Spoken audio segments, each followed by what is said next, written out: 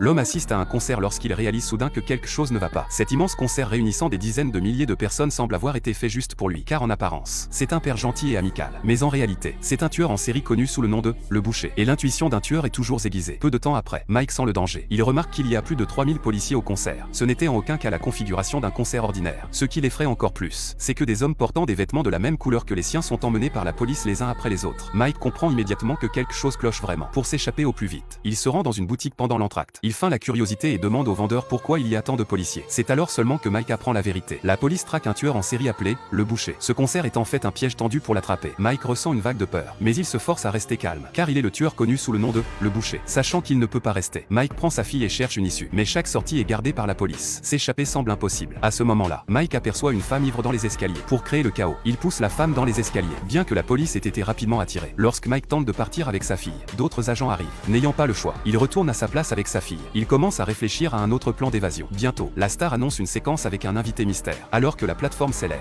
Mike a une idée. Peut-être peut-il s'échapper par l'ascenseur situé sous la scène. Il essaie d'emmener sa fille pour vérifier, mais elle ne pense qu'à regarder son idole chanter. Elle refuse de partir. La plateforme se referme et Mike laisse passer sa chance, refusant d'attendre d'être arrêté. Il ment en disant qu'il doit aller aux toilettes. Il s'éclipse et retourne parler au même vendeur qu'avant. Au cours de la conversation, il remarque que les badges des employés permettent d'ouvrir les portes d'accès restreints. Profitant de l'inattention du vendeur, Mike vole le badge. Lors de la suite de sa conversation avec le vendeur, il apprend une information capitale, afin d'éviter d'arrêter la mauvaise personne. La police a défini un code pour tout le personnel, que Dieu vous bénisse. Mike est ravi d'entendre cela. Pour partir au plus vite, il se faufile dans les coulisses réservées au personnel. Mais il a immédiatement repéré un groupe d'officiers du SWAT qui se préparait à discuter d'un plan d'arrestation. Mike ne panique pas et traverse le groupe d'agents du SWAT sous prétexte de servir du café, tout en écoutant leur plan. Avant de partir, il dérobe également un talkie-walkie. De retour auprès de sa fille, il écoute la radio de la police. La police diffuse le signalement du suspect. Le tueur est un homme blanc d'une quarantaine d'années. Il a un tatouage de lapin sur le bras. Effrayé, Mike prend un bracelet élastique pour couvrir son tatouage de lapin. Après avoir consulté le plan de la salle, il ment à nouveau. Il dit à sa fille qu'il a perdu sa carte bancaire et lui demande de ne pas bouger. Mike repère bientôt un déclencheur d'alarme sur le plan, réalisant qu'il s'agit d'un angle mort. Mike s'apprête à déclencher l'alarme pour créer le chaos et s'enfuir. Mais la police avait déjà anticipé cette manœuvre. He's going to use the chaos